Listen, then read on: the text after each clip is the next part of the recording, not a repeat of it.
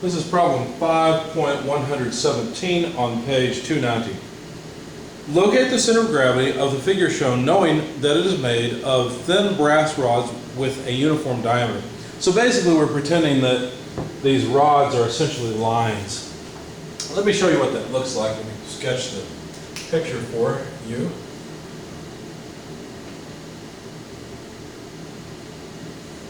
Here's our coordinate system. X, Y, and Z, a proper right-hand coordinate system. And if we were to draw the wire, the way it's laid out, basically, there's one half-round wire, something like this. By the way, these points have names. This is D, B, and E. Point A is up here and connects everything together. So there's a wire or rod going from A to B, another going from A to D, and then finally one going from A to E. So AE and AB both lie in the XY plane, whereas BDE lies in the XZ plane, and then AD lies in the YZ plane. So since we're dealing with lengths here, let me just note a couple of things. First of all, the height is 30 inches here.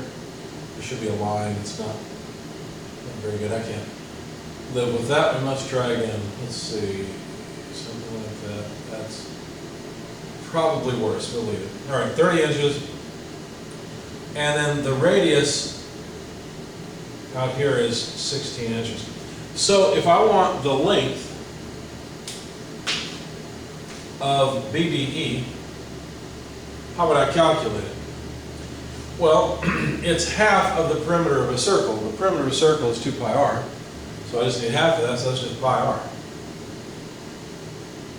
If I want the length of one of these legs, which is going to be the same for all AE, AD, and AB, I just need to take the square root of 30 inches squared plus 16 inches squared. Why? Because I notice there's a triangle right here. It's got a 30-inch height and 16-inch base. So by Pythagorean's theorem, the hypotenuse is just this, which is 34 inches, by the way. It comes out nice and round. So I decided to just go ahead and set up a table for element AB, AD, AE, and BDE, where I have length in inches for each of these members. And those are 34, 34, 34.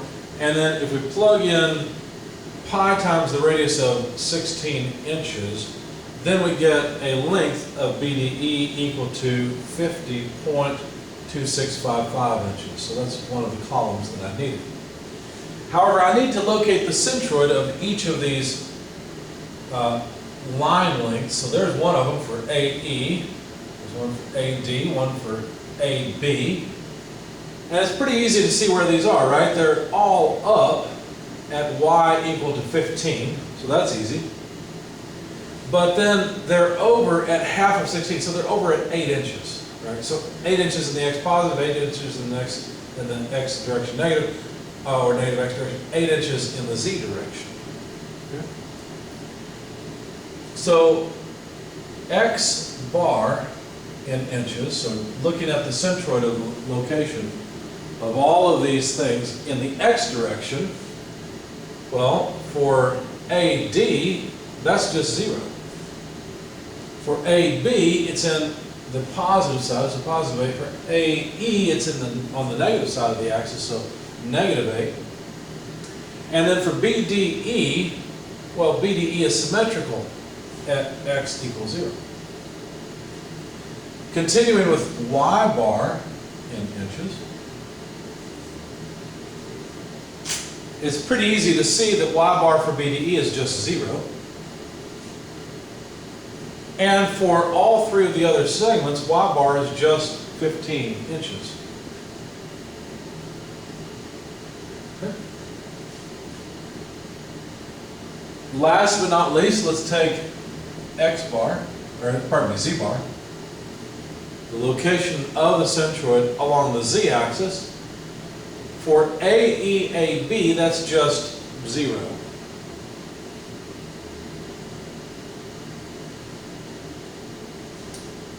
For AD, well, this is a radius of 16 inches, so this is only 8 inches up.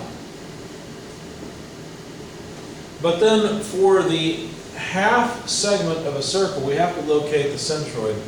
And for that, I had to look it up, and the equation for it, in order to measure from the center of the circle out to this point, that equation was 2r over pi.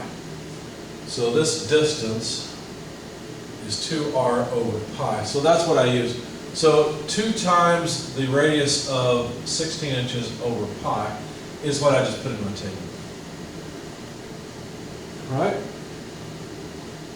Now I'm running out of space over there, so I think what I'm going to do is move AB, AD, AE, BDE over here, and then I'll be able to use this side.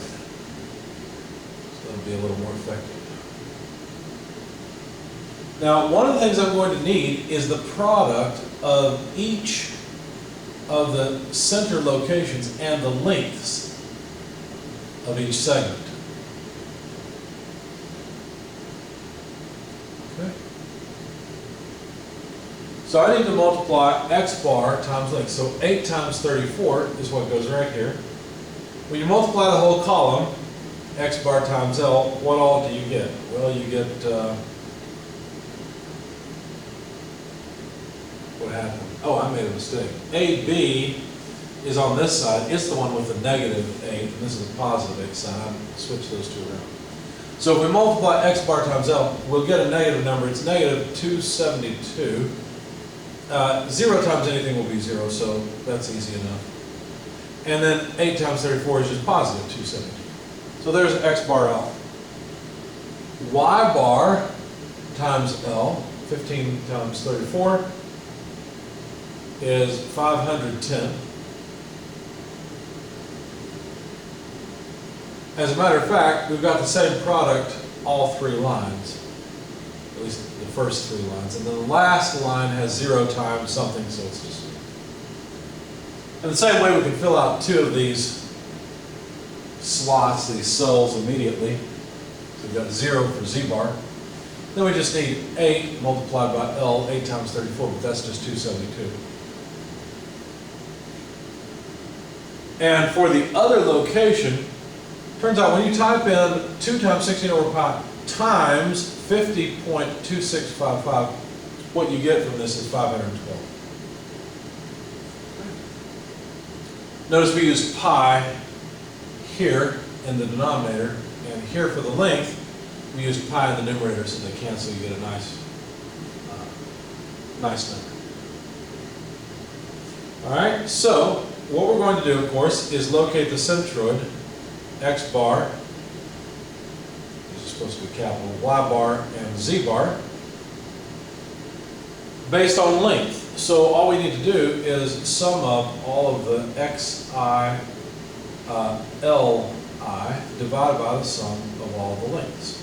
Similar for y bar, except we use the individual y centroid locations of all the lines. And then finally,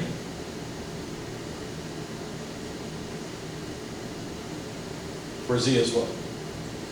So we're going to need the sum of all of the lengths. When you calculate the sum of all of the lengths, you get 152.2655. When you calculate the sum, let's see, I'm going to have to leave this off. This will just have to be the summation line. When you calculate the sum here, it's pretty simple. You get 0. Here it's 3 5/10ths. So that's 1530. And here you just get 784. I understand this is the sum that we need for the numerator there. Okay. So x bar L product sum is just 0. That's not really a surprise. Let's just write that. It's symmetrical, right? We fully expect the centroid of the entire body to lie at x equals 0, right? Somewhere in the YZ plane.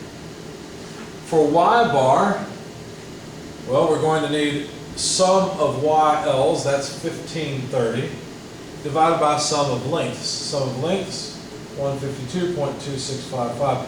Plug that in and you will find that y bar is about 10.05 inches. So the centroid is not up at 15 inches, it's down a little bit. It's only about 10 inches up, about a third of the way up, but a little bit different because you'd expect it to just be 1/3 of the way up because it looks like it's just a triangle, but that's not the case. We've got another hoop here on the bottom. And then for Z, we just need the sum of ZL, 784, divided by the total length, still 152.2655. Plug that into your calculator and you'll find Z is at about 5.1489 inches. If you want that many decimal places, it's probably more reasonable to say 5.15 inches.